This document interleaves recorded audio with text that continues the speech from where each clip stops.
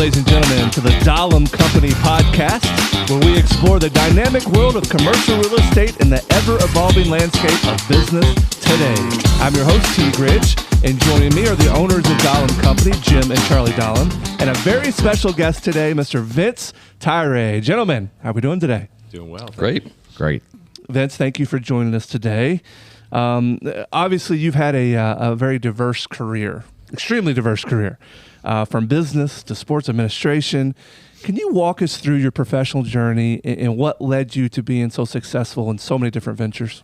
Yeah, well, I think maybe at an early age you figure out whether you're comfortable being a leader. I would say that. And, you take on things from being in student councils in grade school and captains of teams and things like that. And I was one of those people who was, never afraid to be in those roles and say and do the things I thought leaders should do. And then I was always fascinated at a young age. Even my best friend in high school, Scott Turney, his father, being successful in business, I was always fascinated by what they did, how they got there. These similar questions I would ask them. And, the good advice was, find good mentors. And I would try to, tag myself to that. My father was successful in my mind, certainly as a professional athlete and as a father and all those things. But in business, he wasn't as comfortable as I was in those roles, so we were different in that way. Gotcha. But I was a curious kid, and it led to being in roles that just, it evolved, and it felt natural to me, even in college, being a captain of a team. And then,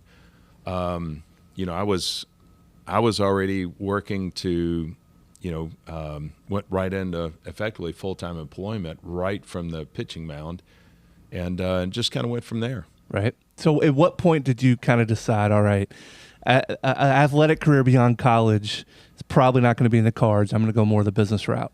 Yeah, well, I think my sophomore year had a really good freshman and sophomore year. I was projected to be a good draft choice the following year, and that summer I tore my rotator cuff, and so it's a that surgery did not go well. Back then they didn't rehab them like they do now, so I had my injury. I had my surgery, I think, in October, and I'm pitching against LSU in March.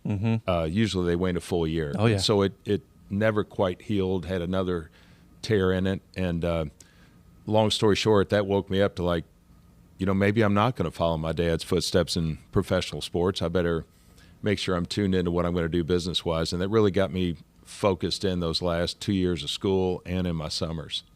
So you played for Coach Madison, correct? Yes. Coach Madison is kind of a mentor of mine in a few ways. I think he's fantastic. And also, you played at University of Kentucky, and obviously you're known as being very tied to the University of Louisville. Talk to us about that decision.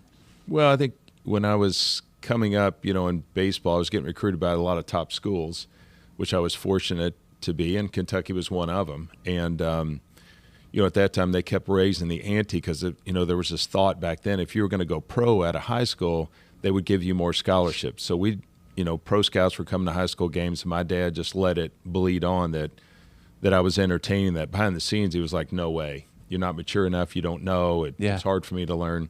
But we used that as leverage, and that got me a full scholarship because I was, the top player in Kentucky at the time. And, okay. But ironically, I committed to IU. Their coach changed. I decommitted, went to Kentucky. Gotcha. Because I thought they had a great business school. Right. But, so when it came time, I was looking at Florida and Ole Miss, and Dad said, we're not going to these other cities to watch you play, but we'll drive to Lexington. It's close. Your mom and I get to see you play more. So I know I'm going to take a lot of grief for you going to Kentucky, but let's go ahead and do it. He took zero grief. I took 100% of the grief. And today still take most of the grief from both sides who don't know who I'm really for. Right, absolutely. Talking about Coach Madison. Coach Madison's such an unbelievable mentor for so many. What did you learn from Coach Madison when you were there? Yeah, to this day, we're good friends.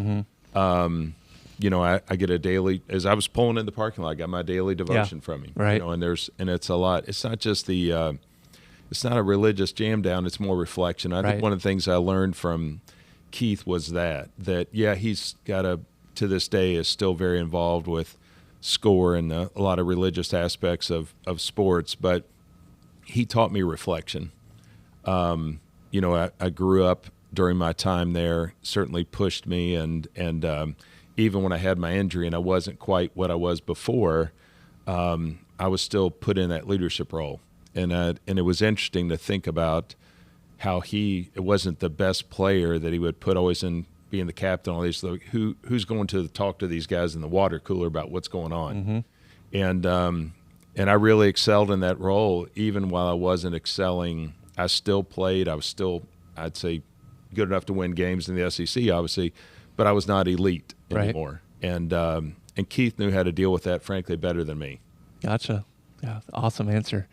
Jim, Charlie, is there any time that you guys, kind of talking about the reflection piece, anytime you guys ever use that in your personal lives?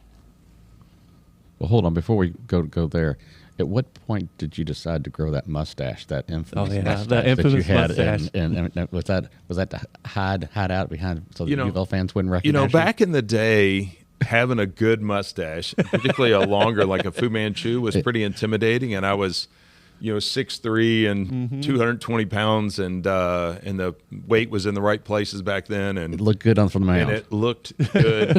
And I love it. So I think that was at Catfish Hunter, and all these big power pitchers. And I threw really hard. I was a power pitcher, so I was emulating who I thought the guys in the major leagues were, and having a little tobacco juice on the end of it looked good too.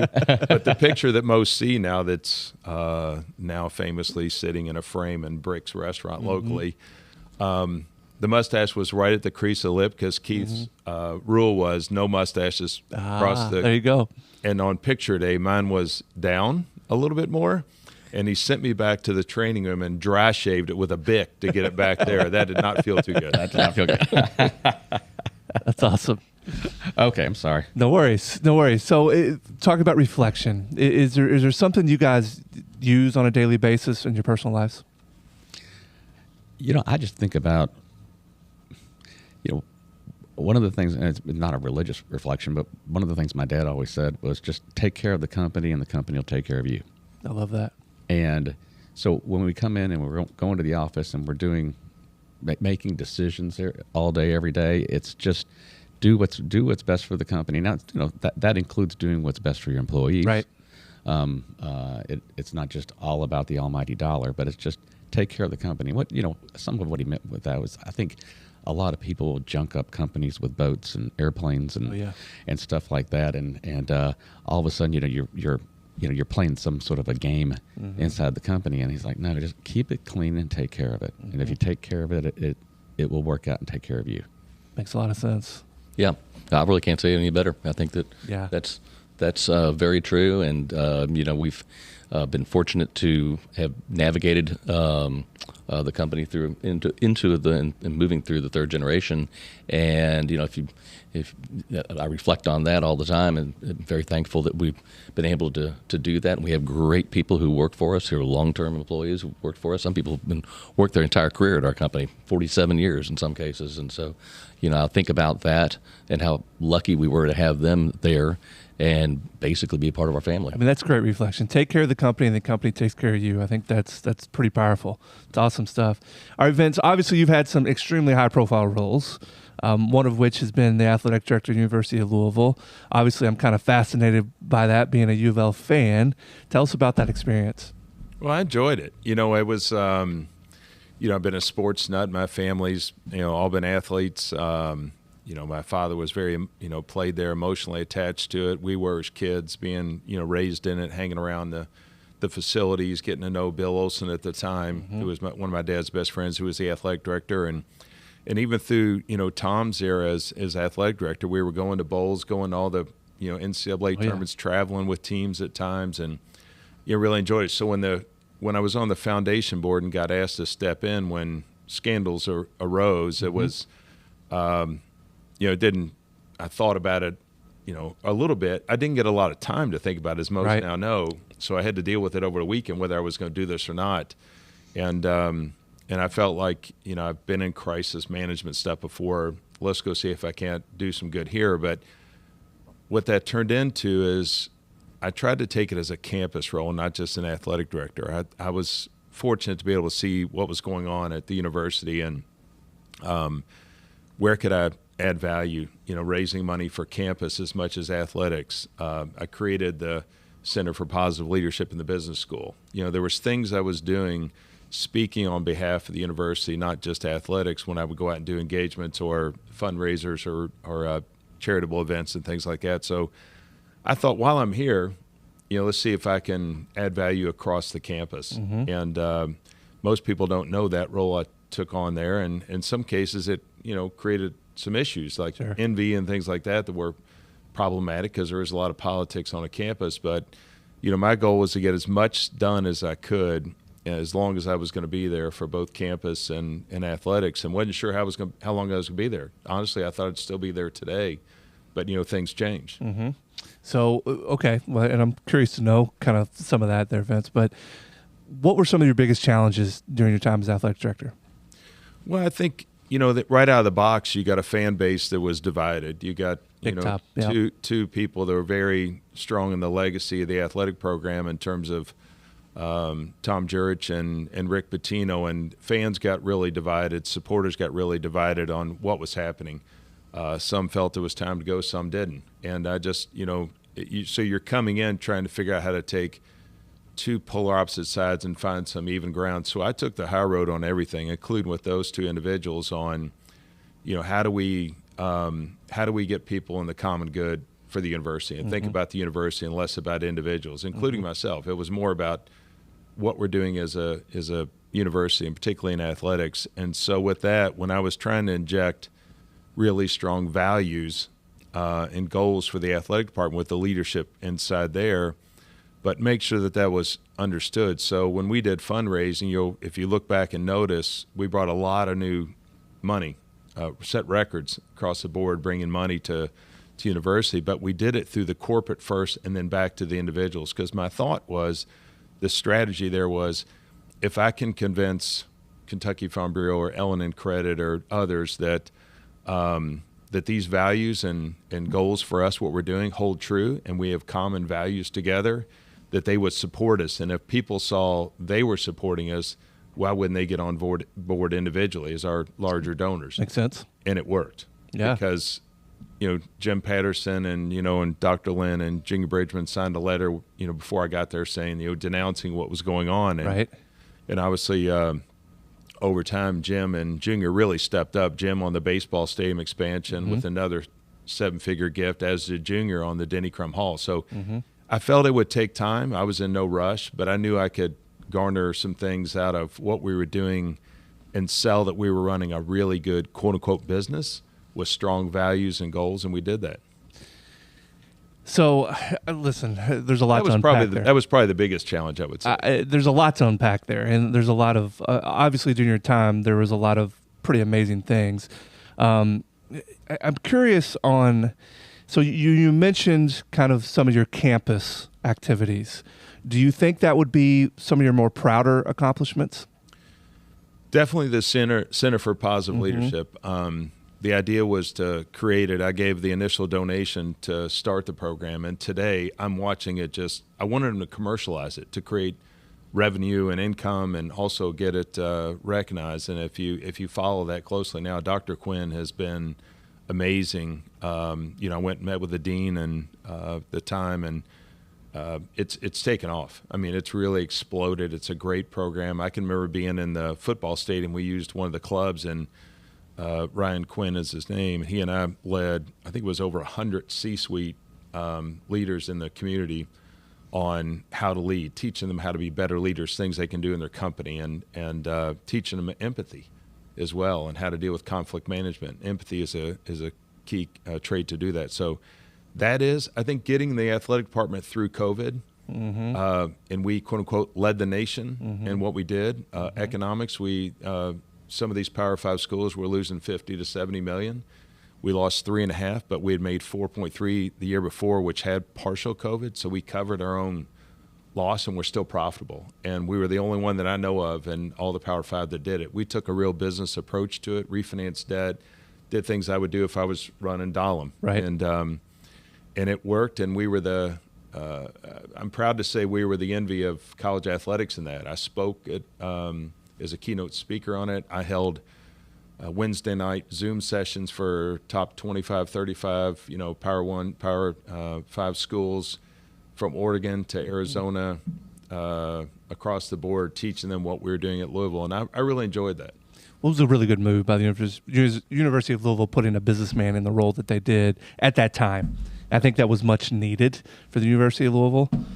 Jim, Charlie, you guys have been very just entrenched in the university, especially on the speed school side too, right? Right. Speed school, and I was chair of the President's Council when you were athletic director, and I mean the school did a really good job at navigating, I think, as best they could, COVID. It was very it was unbelievably awkward. I'd chair meetings just staring at my computer screen, and I'd see that there's 70 people out there in the ether somewhere, and it was just it was just weird.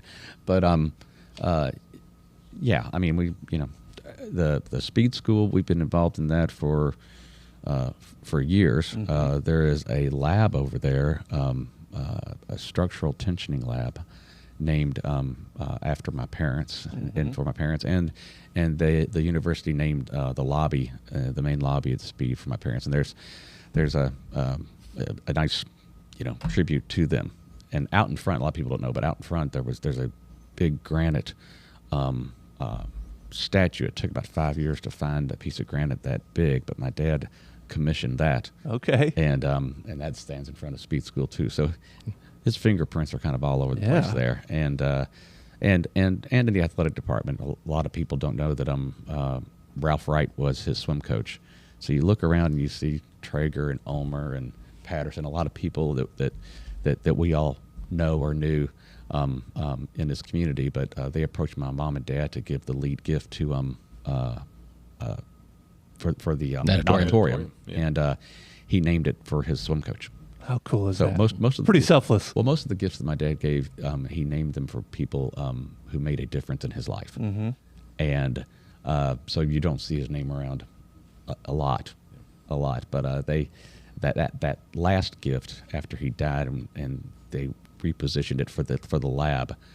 It was us that put his name on it. Right, it wasn't him. Right, it wasn't him. So so that was that. Yeah, it's pretty special. Hey, can I go back on something, Vince? When you took the job at U of L, I remember talking to a lot of people, and they're saying, "Well, he has never been in athletics before. Why are we hiring him? Why are we hiring him?" And I kept telling everybody, "We're going to be fine. Just sit back and watch. We're going to be just fine."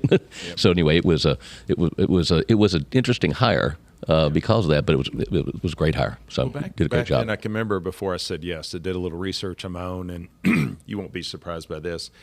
87% of Division I athletic directors come up through fundraising. So they knew how to raise money, and a lot of athletic departments lost money. So it was like just try to lose less and raise money was kind of the MO back then. It's different now, and what's changing is now you're seeing more business people and more lawyers coming into these roles, and more women too, because it was 11% women, but. And I think that's what you're seeing evolve in college athletics is they're needing more sophistication to run these athletic departments, and frankly, that's not going to change. And I think the Department of Revenues are growing. They're going to with media. Those salaries for athletic directors are going to grow because they're going to get very talented people coming into those roles. And I think if you can only raise money, and I hate to say it, in some cases raise debt. Because what you see in some schools, that even in the ACC, we had a lot of debt at Louisville too. We were out of bonding. You can raise a lot of debt to build structures, but you got to service that debt. And right. And there were some certain schools. Georgia Tech was one of them. Was just covered in debt and couldn't no flexibility with their income statement because their balance sheet was so heavy burdened with debt and the bonds. So you're going to see more business people come into these roles for sure.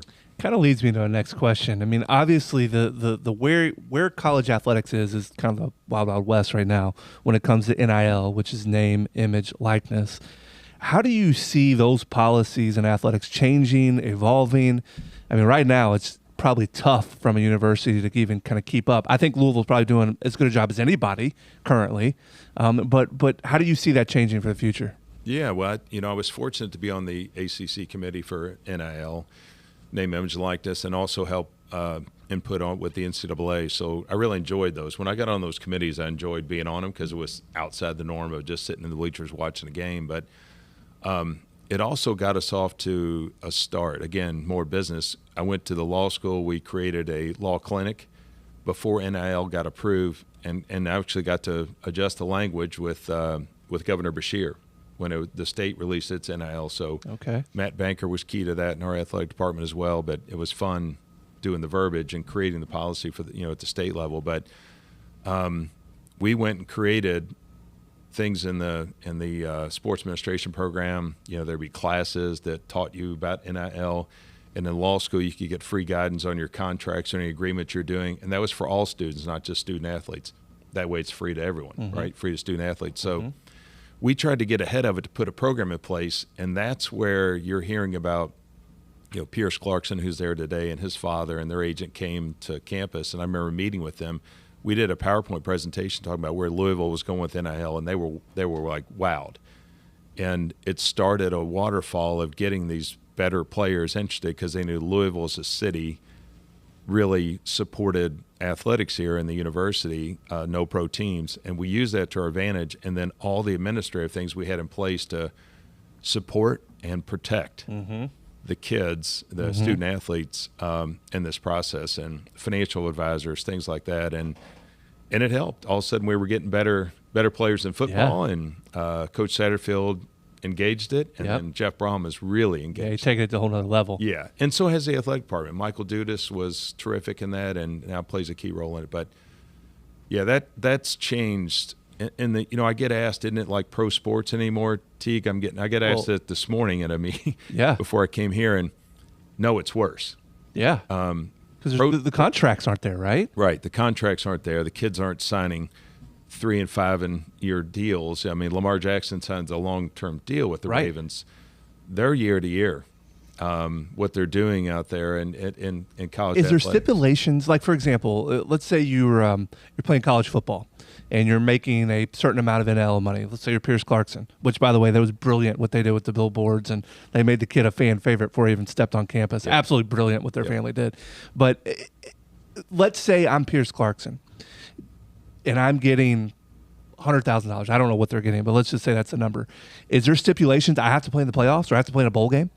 Or can I just get out of that? Is there anything holding these kids to what their money they're making? Yeah, so each one of them is different, right? And they're talking about evolution. Those deals originally just give them money. Then a kid may transfer in the middle of the year, and you're like, do I get to as a company? Do I get my money back? Right. And so now what's happening is the language, the terms and conditions in those agreements are getting more sophisticated, which is what we expected. That's why we tried to start early with the law school. So the contract's been slow to evolve, but we tried to get it, and I don't know how much they're leveraging that today, but that's the idea was, get companies interested, but make sure they have some protections too. If you don't want to just be writing checks to bad apples either. And I think making sure companies are doing a little more diligence on the student athletes rather than just cut a check. That's tough, though, too. You're talking about a kid as a teenager. I mean, effectively, they're walking in as 18 years old as an employee of the university. You got it. And that's why I say it's not pro sports. It's more volatile, more dangerous, what you want to say, but more exciting because, you can the change of players and things like that.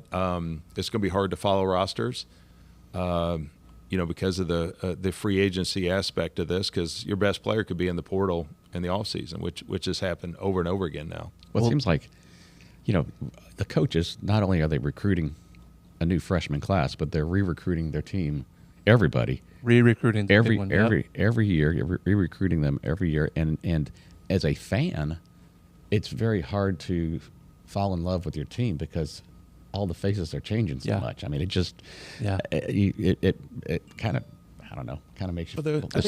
I think the better programs run it more like a business, and I've actually worked with Western Kentucky, with some of their coaches. Particularly their football coach, Tyson, has a really good. You think about retention. Retention's a heck of a lot easier than re-recruiting positions all the time. What you spend on re-recruiting. So, how much money do you put towards retention as much as new ones? Because you don't know them, you're risking. You guys are looking to hire a new project manager versus one you have today. The grass is always greener kind of aspect. Right. I think there's some parallels there that the better coaches know how to run those buckets of money with NIL representatives or whatever they're doing, thinking about who needs to be focused on and who not for retention and then recruitment. So you're better coaches. I've always felt this way, Vince, and I'm curious how you would respond to this. So being a University of Louisville fan, I was a big Rick Pitino fan from his coaching style. I also thought he could probably run a number of businesses probably very well. He's a very smart individual. He seems like a businessman.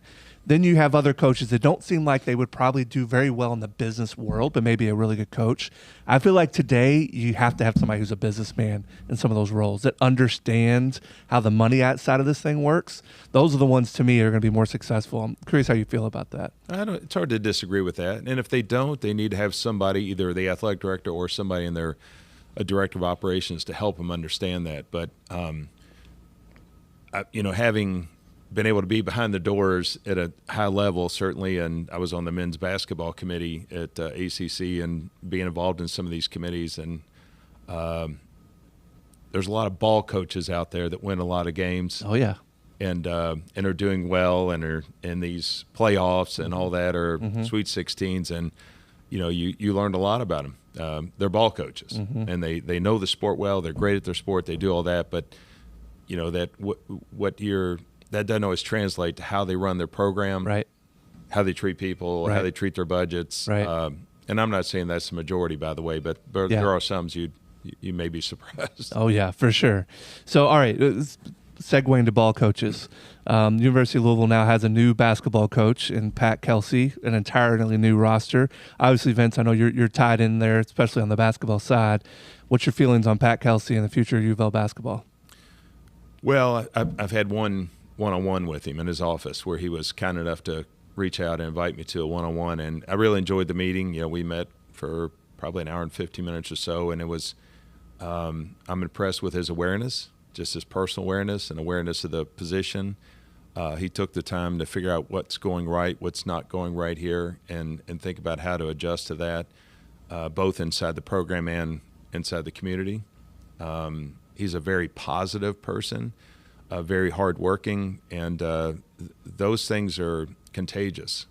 And how he infects his players and infects this fan base is on him to some degree. But that's what you have to do when you're in that kind of role. Is you can't just talk the talk. And that's what he and I talked about is how can I help him or give advice on what I've seen, the good of things coaches did well, Rick or Chris Mack or even David Padgett in his time here, whatever, and Kenny, and what didn't go well with those same set of coaches. Right.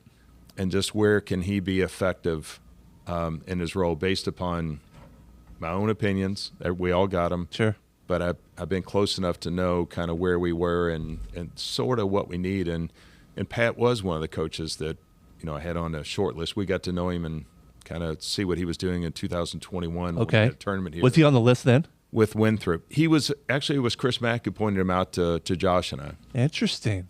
Chris said, one day this guy's we're going to be competing in the Power Five. Okay. He's got you had to follow him. Very organized, runs a practice, watches the on-court coaching, in-game coaching. And so we had Winthrop here, and then he was successful, moved to College of Charleston, and then what a turn of events. Chris is the head coach at College of Charleston. Isn't that crazy? And Pat's here. You ever envisioned that coming? But there's a lot of mutual respect there, but Chris was on to something, and you can see why. Wow, that's fantastic. All right, so what other trends do you believe are going to significantly impact college athletics in the coming years? Anything else that you're kind of seeing in the future? Well, I think you're seeing more evolution all the time. I mean, it's faster than ever with the transfer portal and the NIL, two of the things we kind of tied together. Those came at the same time, which made it horrific. And so it takes a little longer to rein it in. And I don't know what rein it in means, by the way, but rein it in some so they can just be moved forward. But money drives it. A lot of what's going on and creates some of the issues, too, in college athletics. But what's happening with media rights, what's happening with football, they didn't go to that 12-man playoff because they thought there's an analysis that I got to sit through showing how college athletics fares, Final Four versus NBA playoffs, World Series versus College World Series. Right. You get to football, the money from Super Bowl to college football, the championship, is dwarfed. college athletics in some cases are right on or higher than pro until you get to football. And football's the real moneymaker, a real opportunity. So the notion of going to the 12-team playoff and what you're seeing coming now in financials, there's going to be a windfall of economics that's going to support why that's being done, even though I know some college administrators like, hey, it may add another week, another game to the schedule. There's students and blah, blah, blah. You know, in the end, you end up in the place where you think it end up. And that money does talk, and in football it really talks, and that's why you're seeing major investments in football. Frankly, that's why we started investing more in football when I was there. It became clear to me in my early days and I can remember flying on a plane with Dan Radakovich at Clemson, how he was running Clemson and what he did with Dabo, and he and I were leaving an ACC meeting. We flew together, and he gave me a great download, and I went back and looked at a lot of analytics, did my study and all that, and said, we've got to get more money in football. And we started, as you saw, a lot more money started going into football. Yeah, well, and I tell you what, it's hard to beat what Jeff Brom, it's hard to beat the person you have leading the football program. It couldn't be any better, honestly, with a guy that's that good of a football coach, that's from the city of Louisville, that cares so much about not only the city, but all the other programs. You see how involved he is in the community. It's pretty special having him here as the football coach. Yeah, well, Jeff's a unique individual and a unique football coach. He's obviously a terrific coach and exciting football, which our fans like. And I think he feels like he's got a roster this year that's going to be more Jeff Brom and has great depth, which he didn't always have at Purdue. And he has that here. So, you know, we're all excited about the season, albeit some difficult road games. But in the long haul, to your point, I think we've got a great person, great family, you know, at the helm of leading our football program, which is really important to this university, particularly important to that athletic budget. Absolutely. All right. So, Vince, let's get a little bit more into your business side. So how do you approach leading a large company? And listen, you've done a lot more than just been the athletic director at the University of Louisville. You've been in the helm of some very large companies across the entire United States, well, internationally as well. What are some of the key strategies for effective leadership and management? Well, I think, you know, whether in the chairman of the board role or in the CEO role, I kind of take on the same, you know, view about how you, establish who you are as a company and setting up good leadership principles and as I say, values are important to me.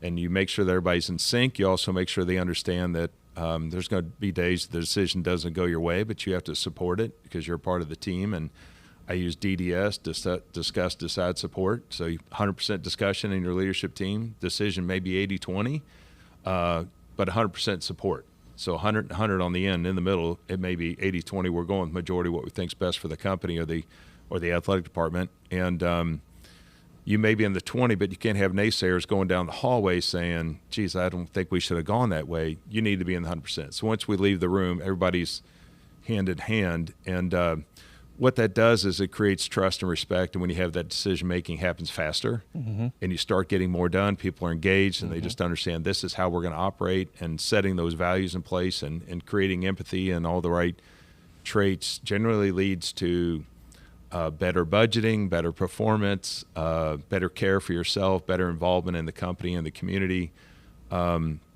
sharing those values. And so I try to think about, how do I create the vision as the leader, which I enjoy creating strategy and vision. And then I'm not bad at execution either, which is usually management. I'll say that. But I'm all about deadlines. You know, if it weren't for deadlines, nothing would ever get done. That's a good point. So I think that, you know, I'm all about creating, like, you're going to own this and accountability. And but I think it really starts with just developing that trust and respect and getting, I feel like I have a good ability to get people on the same page. And that's why in my roles as boards that we've created a lot of value, which has been documented. And then in the businesses I've been involved with, you know, be able to create value in, you know, to the shareholders and personally. Talk to me about the word empathy. You said that earlier and how important that was. And you talked about how you were leading a talk for a bunch of C-suites. Where does empathy come in here? I just think it's hard particularly in today's environment, people want to pass judgment so quickly, and there's tension, whatever, that goes on. And I just feel like if you can figure out how to walk in the other person's shoes, that when you do have conflict, you understand their background, where they're from and things like that, it helps in getting to minimizing conflict and getting into quicker answers and resolution to move on. And a good example that I'll share here that I share with a lot of leaders when I go speak in leadership is a little exercise and we did this in the athletic department. So we broke our senior leadership group, call it 20, into 5 groups of 4. Everybody set the timer on your phone, 2 minutes. You share something about you that shaped the way you are today, why you act and why you are the way you are. Mm-hmm. And the other 3 can show no emotion facially, an expression, or can't say anything. And each person goes 3 times for 2 minutes. And 3 things about Teague that you would tell me that your mind's probably running right now, like, mm-hmm. What? It is. Something what about would I say? It could be right. Jack. It yeah, could be sure. Could be Jack. It could be something sure. in your life that happened traumatic. And I will tell you learn a lot about those people you're talking to. Me, obviously, we talked about my injury. That was something. But you talk about things in your life and they start talking about child abuse. You'd be surprised what comes out in this intimate circle. It could be something happened financially, father, bankruptcy in a family, and then there's good things. Right. The way they are, act the way they are. But when you have a better understanding of the people you're leading and working with every day, that empathy for them and understanding why that's why she's so introvert, or that's why she's not. Yeah. She had a tough upbringing, or whatever it might be. Yeah. It starts to make sense, and you start to lead, or not, extending the company around that person, but learning to how do you engage with them and how do they feel comfortable engaging within the group. And how are they filtering what you're saying? Yes. All of a sudden, is how that's part of it too. And then you realize, they're processing something. The way I'm expressing this, they're processing a different message. Yeah. And I've got to approach this differently to get them on board, understand what we're doing here. Yeah. Right. I do it with my kids. Yeah. I mean, my kids, they got to listen to me talk about empathy.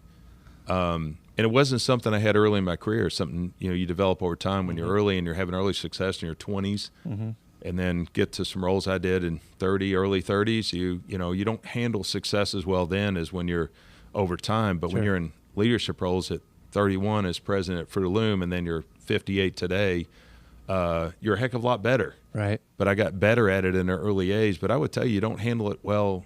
Sometimes it's coming so fast, and you're growing and you're taking on more and you're getting offered more to do because of that. And it's self-fulfilling that you get a little selfish during that time, and then you learn more about life and yourself and balance, and you grow out of it. Mm-hmm. Or you should. It's fascinating. Do you want to give us an example of dealing with this with your wife, Lori?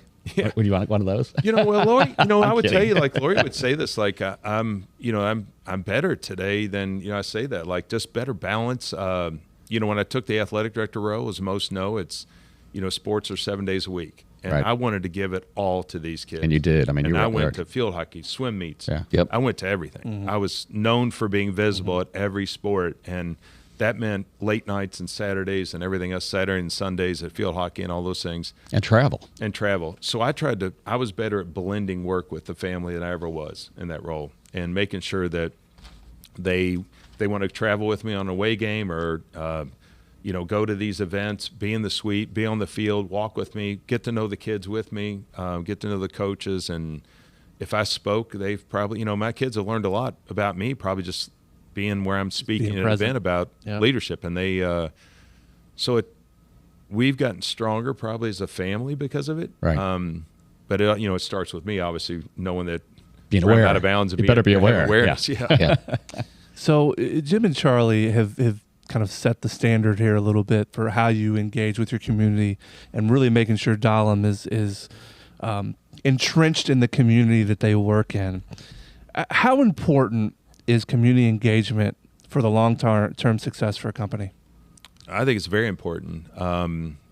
Your brand, you just don't want to be known for products or service per se. And I think that, you'll see it in a lot of our better companies in this community, even in others, where, again, when you're matching values with, like, you show your employees, like, this is important to us as a company, it's important to us as leadership or ownership, and then you're out doing something in the community that matches those values, that's fantastic.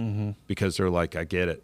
Your employees get it. And I'm not saying you don't outstretch and say, like, this may be important to our employees more than it is to Charlie and Jim. You do those things too.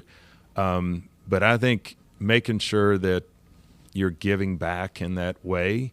And by the way, it doesn't always have to be writing a check. It can be community service. You know, one of the things I was proud of at the university, which we didn't talk about earlier, was we were number one in the NCAA in community service.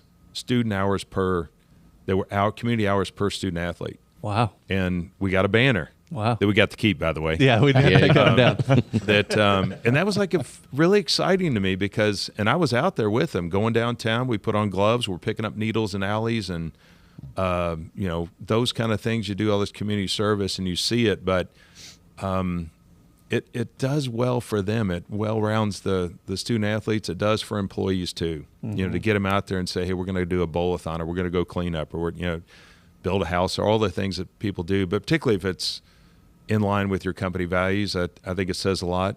The community recognizes it, whether you get the immediate attention or not, you know, whether TV or media is there, mm-hmm. there's good recognition coming from it in my mind. And we've talked about it before. You know, we are big in education. Mm-hmm. Okay, Catholic Education Foundation mm-hmm. is near and dear to us. I used to chair that mm-hmm. organization and have given to it.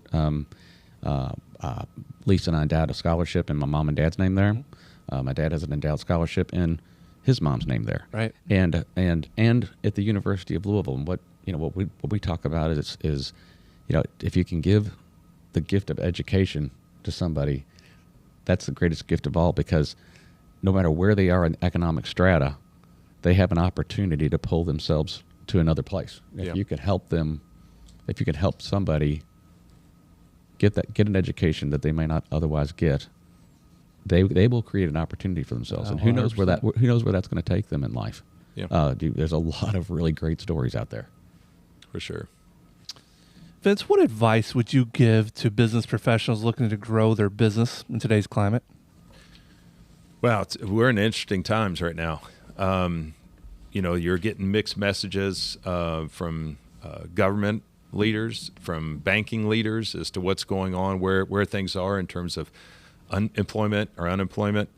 Rates are certainly a little tricky at the moment. And I think, you know, I would probably, you know, you still got to be bold in your business, but you do. I think this is where risk management comes into play, right? You don't have to grow.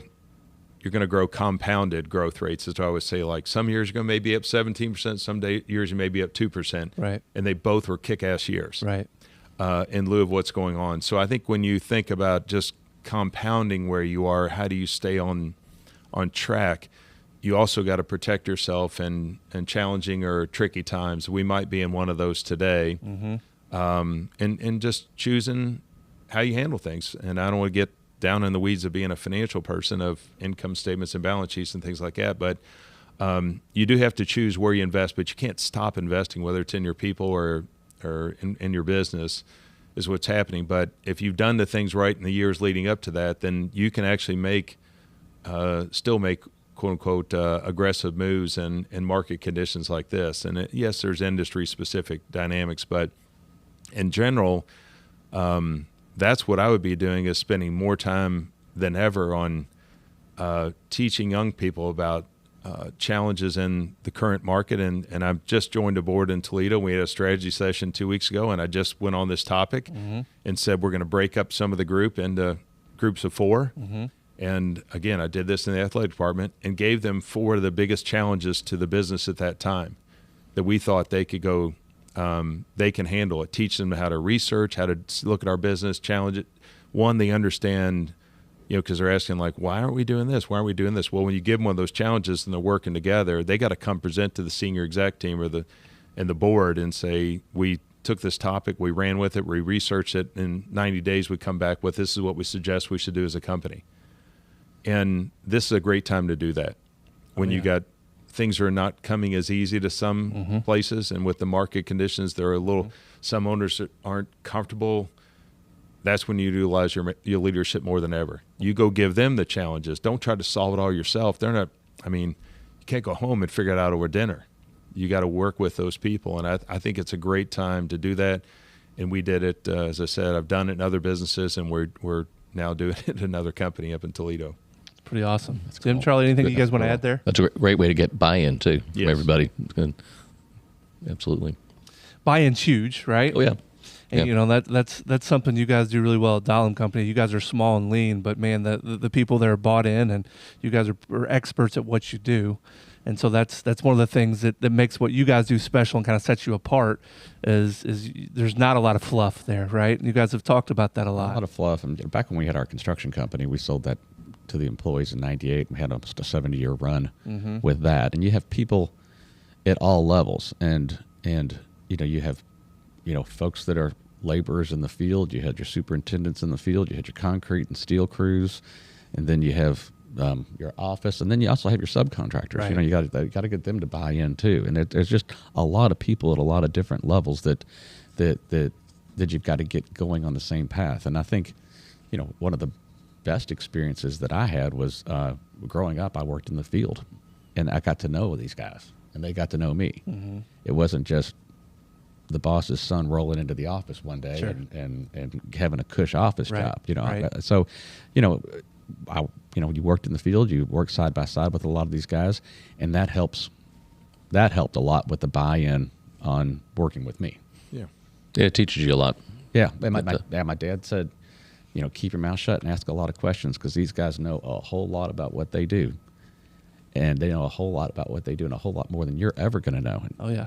You might be able to do a little more algebra than them. Great. But he said these guys are really good at what they do, so pay attention. Mm-hmm. So Vince, two more. Looking back on your career, are there any decisions or moments that stand out as particularly pivotal or impactful in your career? Yeah, probably when I was in a partnership with an activewear distributorship in my 20s, and after maybe 6 years or so, there was, we stuck out as a company that was growing faster than most in the industry, and Fruit of Loom recognized that and invited me to be on their customer advisory council. And I was on it for about a year, and we were up in Boston, and that's when the CEO and chairman of the board pulled me to the side at the end and said, why don't you come down here and help us fix this activewear business? And at that time, it was probably about $1 billion of their business, and I was 31 at the time. Thank God there wasn't Google, because they would have searched my age and probably wouldn't have made that offer. But because it wasn't later till somebody, even the board of directors of Fruit of Loom and the Sears Tower at a board meeting in Chicago, figured out how old I was, and they were like, what is going on? Wow.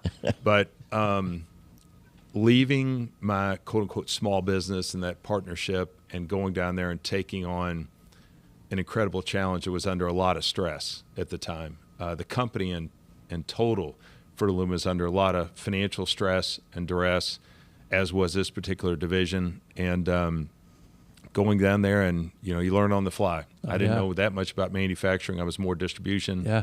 And I was very curious, learned it, in a short order. And then 2 years later, I got, I think I was president of Activewear, later became president of Activewear and retail, which effectively was the business. We had a sports licensing division, was smaller, but traveling the globe and challenging my leadership skills. And there was a lot of stressful days where I knew I might be in over my head, but I had to figure it out. Right. And it worked. And in the end, the board, when the company was at its worst of times, frankly, my division was doing well, and I was thinking about the company as a whole. They turned to me in a strategy to help get it in a better spot, and we did, to where Warren Buffett later bought it. I learned a lot there. I mean, as stressful personally, professionally as it could be. Unfortunately, I got recognition of Bain Capital, which is Mitt Romney, recognized, Bain recognized what I was doing there, and I went on to a terrific opportunity later at a company called Broder, in which ironically came full circle, and my vision just got played out yesterday. They're now the few billion-dollar company through acquisition and growth in the industry. But point being is, making that decision to leave the comfort of my own business and flexibility of running that and growing it to taking on this massive role at the time, it was a big leap of faith, and it worked out because it led to the next opportunity, which was really a terrific one as well. And we took a few $100 million company and grew it to $1 billion in a 6-year period, and that was awesome. And it just kind of led to other unique opportunities, more private equity and chairman roles, and as you know, CEO and athletic director. So that one was probably key. I think taking the Louisville one because it was close to home. Yeah. Yeah. Could have failed there. Yeah. Could have really screwed things up. Right. In my hometown. And my big time in the public eye, too. Right, I was going to say that, yeah. That I care a lot about. Even in the public companies I've been involved with, not near the scrutiny or visibility on every decision, everything you say, because there was so much going on and so many issues at the time, as there was at Louisville. And so there was a real opportunity to fail, as well. But, it worked. To Jim's point, when he said earlier, I was actually running a fan podcast at the moment when Vince took that job, and we had a lot of call-ins, a lot of texts, a lot of emails saying, "Who is this guy? Oh my God, he's not a sports guy." And knowing Vince personally, I was in the same boat. I was like, "Just watch, he's the right guy." And we'll be fine. Yeah, exactly, he'll be fine. So the public scrutiny was probably unbelievable in that role. I can only imagine.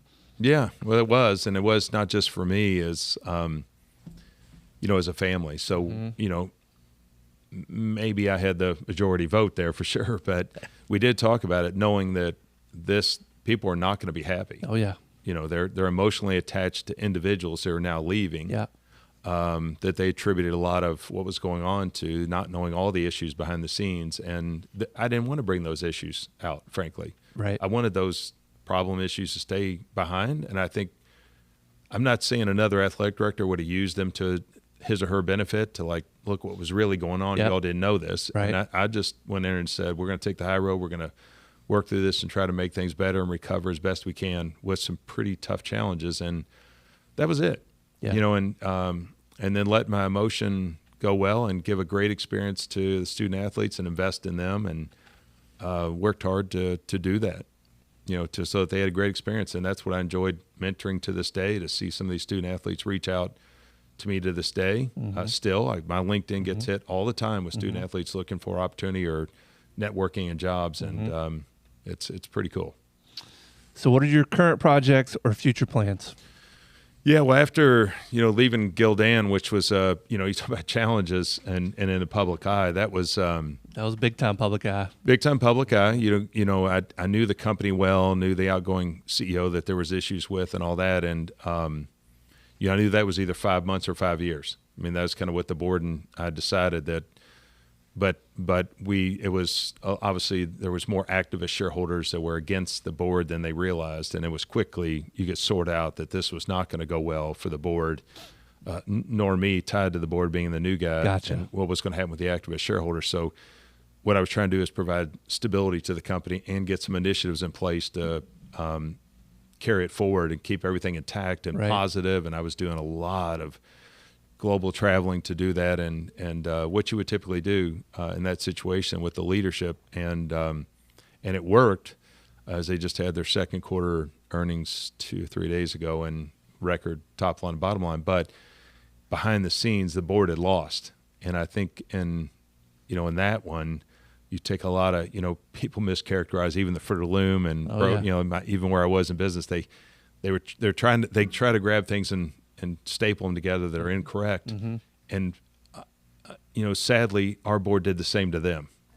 It was two-way street. Our board's making, accusations about, the other side of the, Gotcha. And I've never been a part of something like that where, there's dirt being slung both ways and all that. But the good thing is the company was doing really well, and it was fun to be there for the period of time. But you knew it was either going to be short or long depending on the status of the board. And it was great learning for me to see that, where were all these shareholders, not just the top 10, but these other 5 activists jumped in, and you got 9 activist shareholders, and now has set the record for spending in a fight ever on a public company. I think they just had their earnings, and it's over $70 million. Oh my goodness! Wow, 76 million or something like that.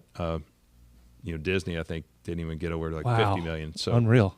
The attorneys love that. Yeah, sure. Well, that's who made somebody rich. Huh? Yeah, that's where the bulk of it goes. And obviously, I protected myself quite well up front, so it wasn't all bad on my end. Although that wasn't the initial thought. But so I'm still, as you can hear, active from a board standpoint. I'm still on Houchins Industries board here, which is a little over $4 billion company based here in Bowling Green, and enjoy that. This company in Toledo, which is Total Fleet Solution. They're an optimized material handling equipment. I help with a couple others. One which is Togo's, a sub sandwich franchisor in the West Coast, kind of like a Jimmy John's, but in the West Coast. And then Elite Medical down in Orlando, which is another one I was chairman of. And so I still got my hands in enough, and working with a local company whose name I won't mention, but they need help with some leadership development. Okay. And so I can't sit still, T. I know. I mean, I'm telling everybody formally I'm retired, but it doesn't sound like it does. Yeah. So